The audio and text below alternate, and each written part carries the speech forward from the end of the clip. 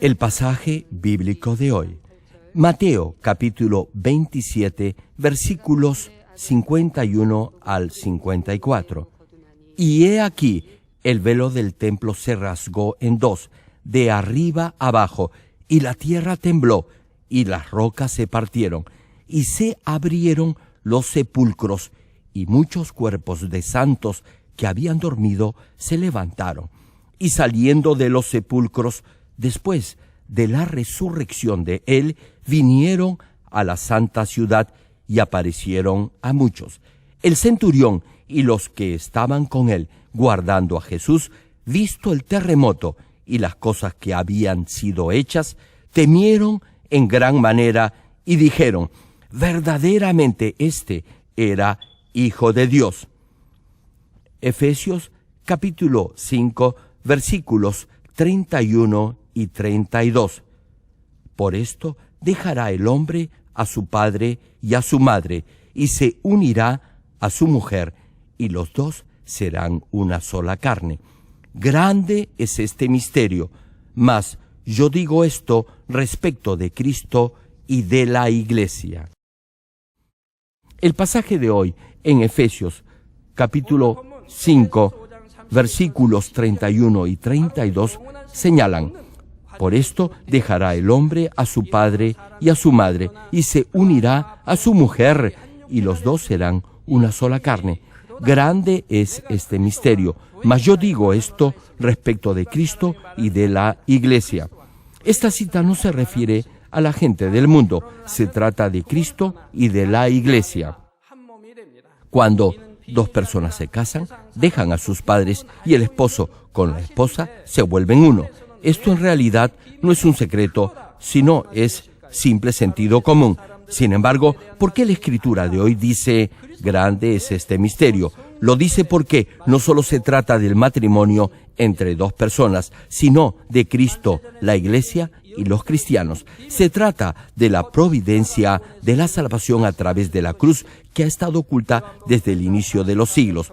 Juan capítulo 8, versículo 44 cita: vosotros sois de vuestro padre el diablo, y los deseos de vuestro padre queréis hacer.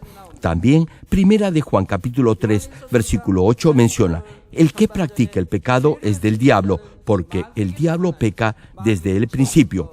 Aquí pecado se refiere al pecado de acción. No se trata de la debilidad o de las cosas de la carne, ni de la naturaleza pecaminosa, sino de las obras de la carne que se muestran en acciones y hechos. Si comete estas obras de la carne, entonces su padre es el diablo y no podrá llamar a Dios Padre. ¿Sabe por qué? Porque si llama a Dios Padre, lo hará solo de labios y no de corazón. Usted, en realidad, le pertenece al diablo porque hace lo que el diablo desea hacer. Esto es, pecar.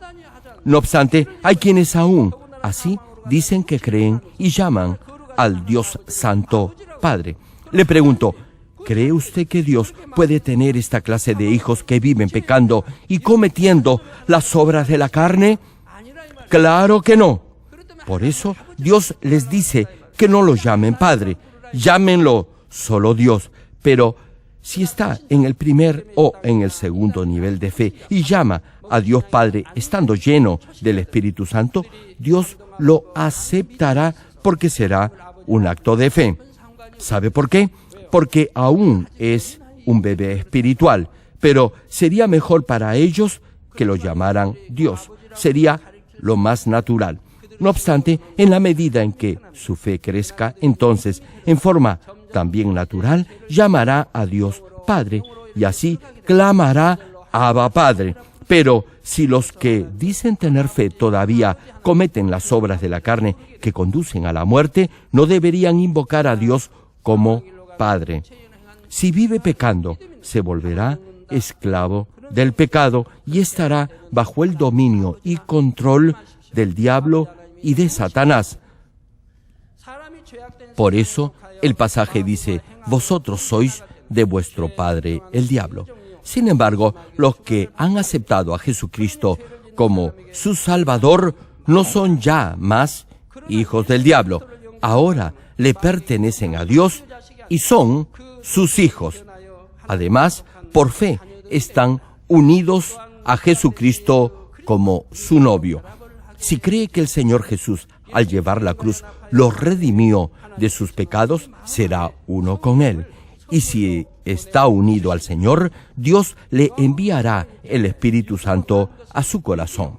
Como está escrito en Juan capítulo 3, versículo 6, que dice: lo que es nacido de la carne, carne es, y lo que es nacido del Espíritu, Espíritu es.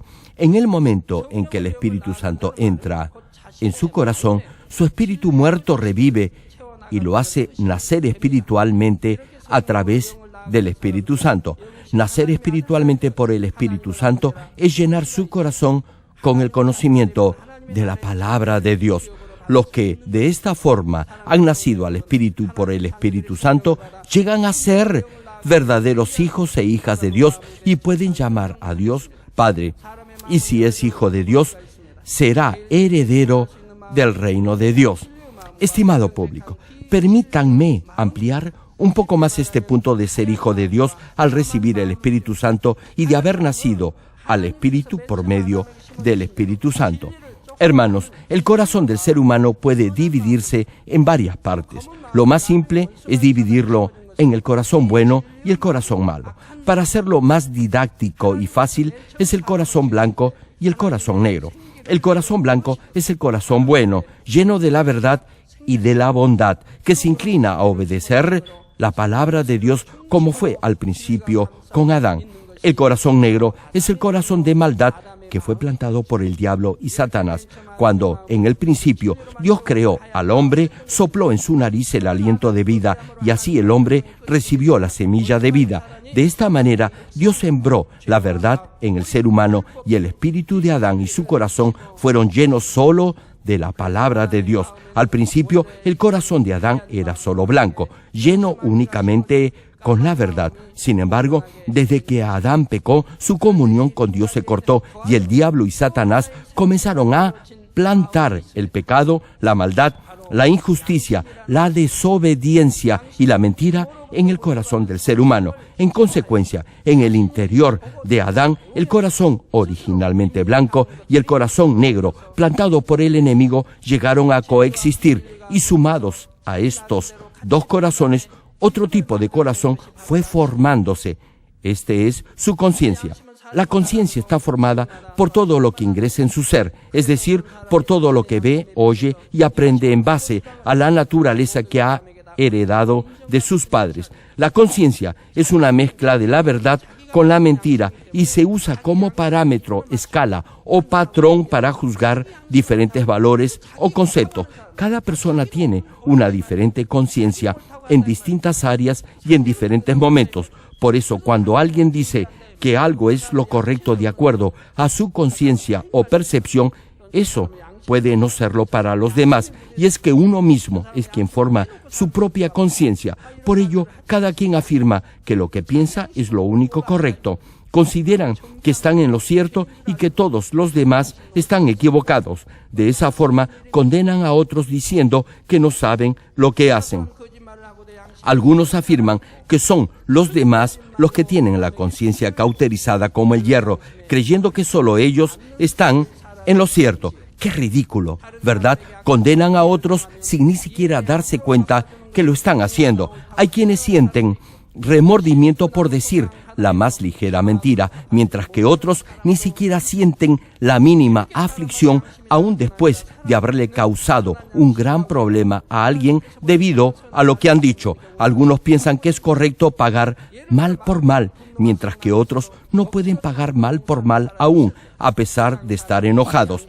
De la misma forma, todo ser humano tiene una diferente conciencia y en la mayoría de los casos, aún lo que se considera una buena conciencia, para Dios no lo es. Por ejemplo, en el mundo se considera positivo y hasta bueno y loable si alguien soporta y controla su enojo y resentimiento. No obstante, para Dios no lo es. Aquellos que realmente tienen una buena conciencia, en primer lugar, no sentirán enojo ni resentimiento.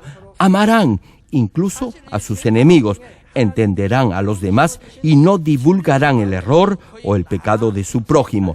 En resumen, El corazón del ser humano puede dividirse en tres partes: el corazón que se inclina a hacer lo bueno, el corazón que se inclina a hacer lo malo y la conciencia. De hecho, es muy raro que el corazón bueno, que fue sembrado al principio por Dios, permanezca intacto en el ser humano. Además, mientras más se acerque el fin de los tiempos, la maldad prevalecerá aún más y más, y la conciencia del hombre se hará también cada vez más perversa. Incluso hoy en día la mayoría ya no obedece ni siquiera la voz de su conciencia, sino que se dejan arrastrar por la lujuria de su corazón y van sumando maldad tras maldad. Al final, sus conciencias se volverán insensibles, como cauterizadas, y no tendrán sentimiento de culpa, aun si cometen pecados terribles. Queridos hermanos, ya les he compartido que el ser humano tiene en su corazón la semilla de vida que Dios le dio al principio cuando sopló en su nariz el aliento de vida.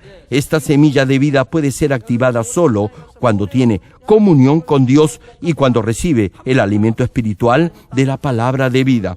Ahora bien, debido al pecado de Adán, esa comunión con Dios se interrumpió y la maldad entró al corazón del hombre. A partir de ese momento, el corazón del ser humano se dividió, por así decirlo, en tres diferentes áreas de influencia que rodearon a la semilla de vida, y entre esas tres zonas o áreas, la maldad, que se hizo más fuerte, envolvió la semilla de vida y la volvió inactiva. Vale decir, la neutralizó completamente, y como no estuvo más activa, fue como si estuviera muerta. Les doy un ejemplo. Digamos que lo entierran hasta el cuello en la arena de la playa. Solo el cuello le sobresale. ¿Podría salir por sí mismo? No, no podría ni moverse. Solo tendría su cuello fuera y únicamente podría respirar. También podría mover sus ojos, pero usted solo no podría salir. Alguien tendría que venir a sacarlo. ¿Saben por qué? Porque no podría ni moverse. Digan amén si estoy siendo claro, hermanos. Es lo mismo con la semilla de vida. No está muerta, sino que está rodeada por muchas otras cosas. Así que, al estar inactiva, parece como si estuviera muerta. Al ya no estar en comunión con Dios, la semilla de vida se volvió inactiva y fue rodeada cada vez más por la mentira y la falsedad. Eso es lo que se quiere decir cuando se afirma que el espíritu del hombre está muerto. Pero ello no significa que la semilla de vida esté completamente muerta. Está inerte, esperando el día de su avivamiento. Al igual que la semilla de una planta puede parecer muerta, mientras aún haya vida en ella, algún día podrá brotar. Como menciona Eclesiastés capítulo 3, versículo 11, que dice: Él ha puesto eternidad en el corazón de ellos. Aún si la semilla de vida está inactiva, siempre habrá en el corazón del ser humano ese anhelo por la eternidad, y ese mismo deseo hará que espere el día de su avivamiento. En la carta a los Romanos podrá leer que toda la creación anhela el tiempo en el que todas las cosas sean restauradas. Tal vez se pregunte, ¿cuándo vuelve a vivir el espíritu del ser humano? Vuelve a vivir cuando recibe el Espíritu Santo, y así su espíritu vuelve a nacer, es decir, vuelve a la vida. En el momento en que oye el Evangelio, la luz de Dios, la palabra de vida y la verdad impactarán su corazón.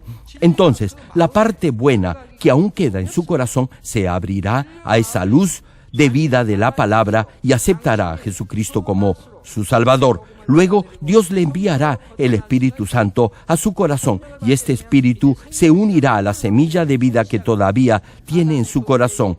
En el caso de los que tienen mucha maldad y cuya conciencia está sucia e insensible, su semilla de vida estará rodeada por falsedad y argumentos carnales o científicos. Por eso les será difícil que la luz de la verdad pueda entrar en su corazón. En la medida en que la parte buena de su corazón y de su conciencia sean mayores, más fácilmente aceptará el Evangelio y volverá a nacer por el Espíritu Santo. Una vez que ha recibido el Espíritu Santo, entonces la semilla de vida empezará a accionar en su vida diaria. La comunión con Dios, que estaba interrumpida desde la caída de Adán, se reiniciará y su corazón y mente comenzarán a alimentarse otra vez con el conocimiento de la palabra de Dios. El corazón que estaba lleno de mentira, odio, orgullo, contiendas, enojo y adulterio, ahora empezará a llenarse de lo bueno, es decir, de amor espiritual, humildad, paz, del deseo de servir a los demás, etc. Este es el proceso de nacer al Espíritu por el Espíritu Santo, y durante este proceso deberá orar. En la medida en que se esfuerce orando con todas sus fuerzas, Dios le dará gracia y fortaleza para desechar todo lo malo de su corazón. Y si continúa haciendo esto, la parte buena de su corazón se hará cada vez más fuerte, pero si no ora, se quedará en el nivel de la carne. Aun si parece ser fiel en su servicio a Dios, no podrá nacer al Espíritu por el Espíritu Santo. Todo será mero entusiasmo y bondad carnales. Ahora bien, aun si ora pero no se esfuerza por desechar sus argumentos carnales y su forma de pensar o criterio, esa oración le servirá de poco. Por eso, aun si es cristiano, Satanás podrá atacar su mente y llevarlo incluso a obrar con maldad, a menos que deseche todos esos argumentos carnales. Si tiene maldad en su corazón, antes de experimentar el obrar del Espíritu Santo, será vulnerable al ataque de Satanás a través de su mente y de sus pensamientos. Aun si escucha la palabra de Dios y se esfuerza por orar, a menos que deseche todo pensamiento y argumento carnal, no podrá obedecer la dirección del Espíritu Santo. A pesar que ore, su corazón estará triste y afligido y no podrá experimentar el obrar de Dios ni la llenura del Espíritu Santo. Segunda de Corintios capítulo 10, versículo 5 dice: derribando argumentos y toda altivez que se levanta contra el conocimiento de Dios y llevando cautivo todo pensamiento a la obediencia a Cristo. Hermano, aunque por la oración y el ayuno limpie su corazón de la mentira, esto no será el fin del refinamiento o de su purificación. Luego de ello, deberá encontrar y desechar toda forma de maldad de su interior, es decir, de su naturaleza pecaminosa. Hermano, su conciencia creará otra naturaleza más profunda en cada uno, y este es el corazón que está en lo más profundo de su interior, del cual aún usted mismo no es consciente. Lo que es correcto para usted no necesariamente es correcto para Dios, pero como tiene esa forma de pensar obstinada, arraigada en su interior, le será muy difícil encontrar ese patrón negativo de pensamiento y despojarse de él. Por eso, Dios permite pruebas en su vida para que se dé cuenta de lo malo que hay en su propia naturaleza y así pueda alcanzar la perfecta santidad. Aún el justo Job tuvo que pasar por duras pruebas y Dios las permitió para que descubriera su propio ego y así se pudiera despojar de toda maldad. Job ya no accionaba con maldad, es decir, no pecaba de obra, pero aún no se había despojado de la maldad en su naturaleza interior. Sin embargo, cuando enfrentó pruebas que no podía entender, la maldad en su naturaleza interior se manifestó exteriormente y así pudo arrepentirse completamente y llegó a tener un corazón perfecto ante Dios.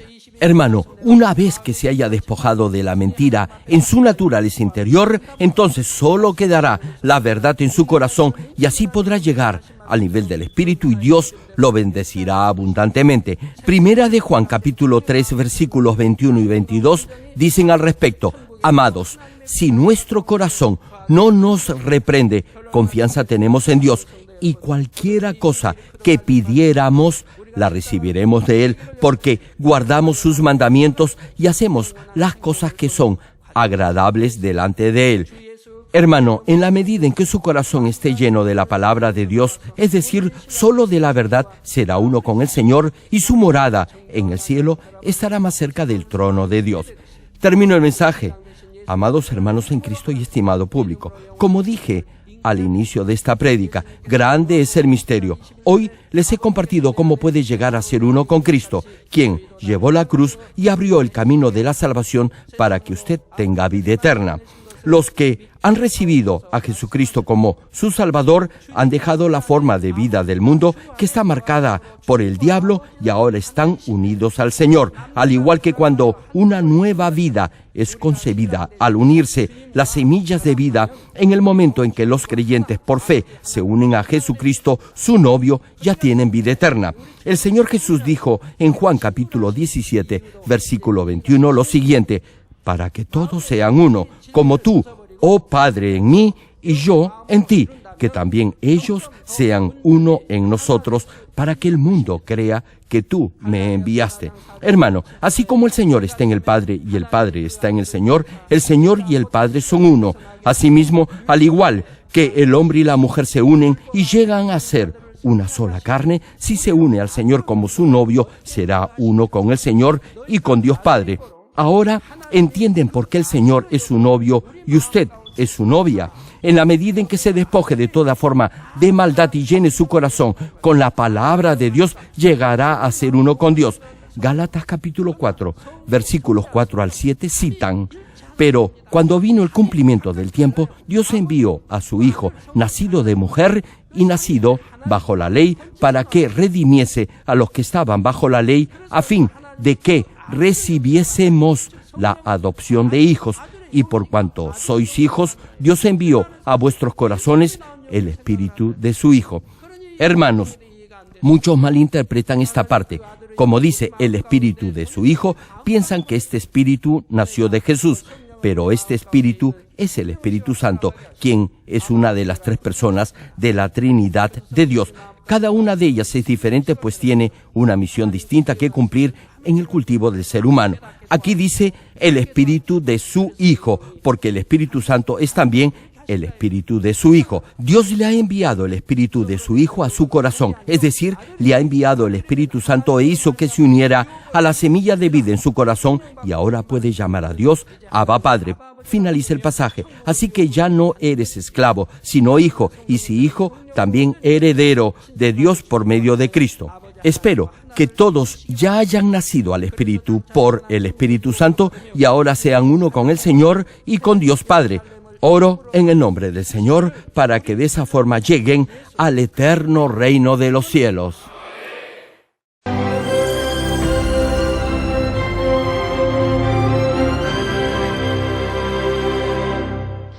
Aleluya, Dios Todopoderoso de amor, pon tu mano sobre todos los hermanos y hermanas y sobre todos los miembros de nuestras iglesias en el mundo entero que están recibiendo con fe esta oración que trasciende el tiempo y el espacio a través del satélite, la televisión, el internet o que le están escuchando por radio o por cintas de audio en todo el mundo.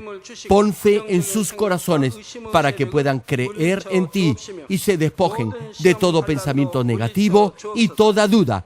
Líbralos de toda prueba y aflicción.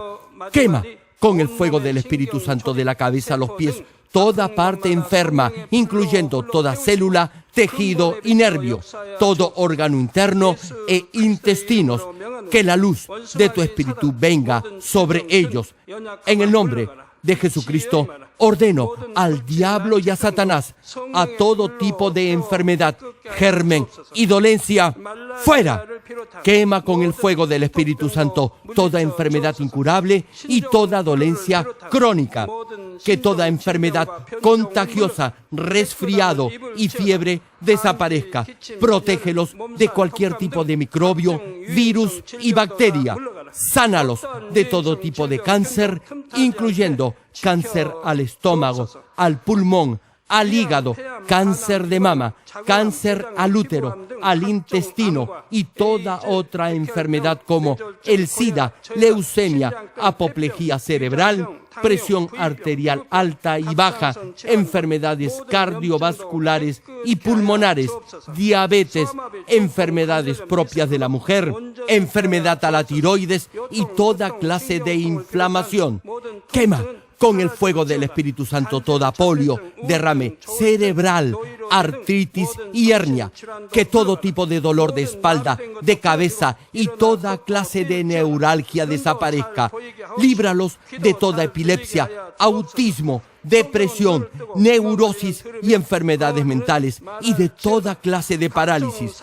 Que los cojos y tullidos se levanten y caminen. Restaura la vista y el oído. Que los ciegos abran sus ojos, los sordos vuelvan a oír y que los mudos empiecen a hablar. Líbralos de todo tipo de accidente. Restaura los huesos rotos. Sana toda quemadura. Líbralos de toda adicción a las drogas. Regenera los nervios, tejidos y células muertas. Revive a los muertos. Bendice a los que no pueden tener hijos. En el nombre del Señor Jesucristo, ordeno al diablo y a Satanás, al príncipe de la potestad del aire y a toda fuerza del mal, ¡fuera! Todo espíritu maligno, inmundo, de engaño, espíritu de mentira, espíritu de división, de tentación y todo otro espíritu de iniquidad, ¡fuera! Ato a toda fuerza de la oscuridad y de maldad, y que la luz de tu espíritu descienda sobre ellos.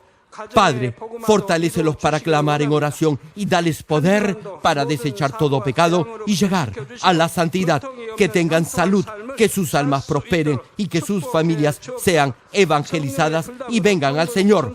Protégelos de todo tipo de accidente y bendícelos para que tengan una vida de éxito y prosperen todo. Guarda y protege a todos tus hijos y sus hogares, centros de trabajo y negocios con el muro de fuego del Espíritu Santo, con tus huestes celestiales y tus ángeles y con tus ojos que son como llamas de fuego.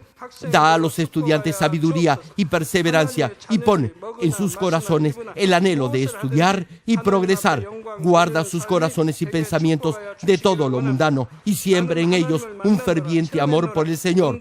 Dios, bendice a tus hijos y que todo lo que hagan sea para gloria tuya.